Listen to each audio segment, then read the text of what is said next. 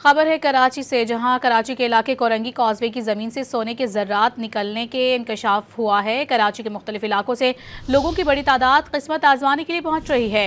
ये क्या माजरा है, जानेंगे डॉन न्यूज़ के नुमाइंदा अनम मशकूर हमारे साथ मौजूद हैं। अनम, बताएगा ये क्या माजरा है?